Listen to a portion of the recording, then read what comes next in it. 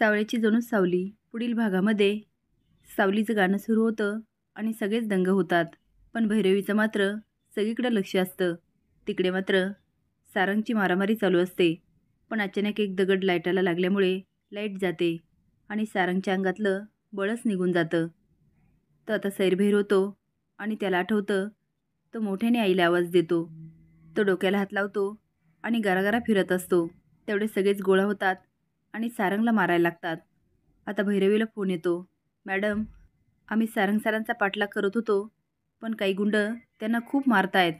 भैरवी शॉकून म्हणते काय, आणि फोन ठेवते. सावली गात असते तिथे भैरवी जाते आणि माईकवर हात ठेवते आणि म्हणते सारंगवर हल्ला झाला. सावली पळायला लागते, पण भैरवी पकडते आणि म्हणते गाणं संपल्याशिवाय कुठेही जायचं नाही, कुणी मेलं तरी, आणि बाहेर निघून जाते. सावली विठ्ठलाला नमस्कार करते आणि पुन्हा गायला लागते. भैरवी जाता जाता डोकते. माईकची वायर ज्या ठिकाणी जोडलेली असते त्या ठिकाणी एक माणूस उभा असतो. भैरवी सगळीकडे नजर टाकते. तिला जगन्नाथ दिसतो. ती शॉकून म्हणते हा आलाय म्हणजे काहीतरी गोंधळ करणार.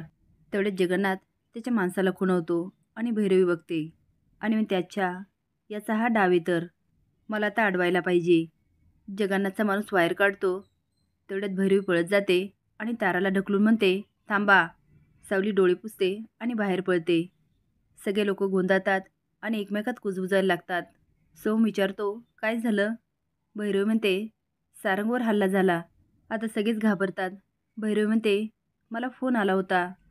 सारंगवर हल्ला झाला आणि ही बातमी 100% खरी आहे. एकजण गाडीवर येतो. सारंग खाली पडलेला असतो.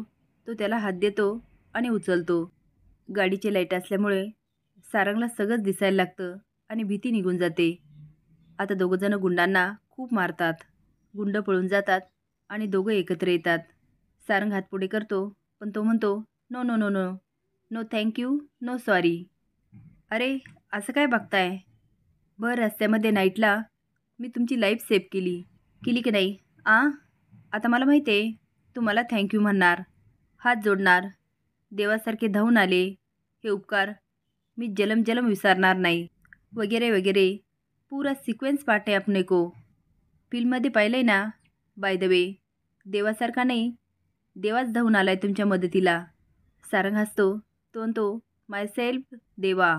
ना आगे कुछ ना पीछे कुछ, ओनली वन देवा. ना दुश्मन ना दोष ना दवा ना दारू, ना अगला ना पिछला, ओनली वन देवा. काय ना लोक माझी दिवसातून कितीतरी वेळ आठवण काढतात आणि तुम्ही पण नाही विसरणार काय.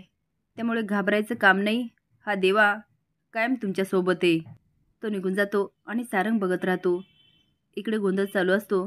तेवढ्यात रामभाऊ म्हणतात हे बघा सारंग सर आलेत. सारंग सर, तुमच्यावर हल्ला झाला होता, तुम्ही बरे आहात ना. सारंग म्हणतो हो, हल्ला झाला होता पण मी बरा आहे, तुम्ही काळजी नका करू.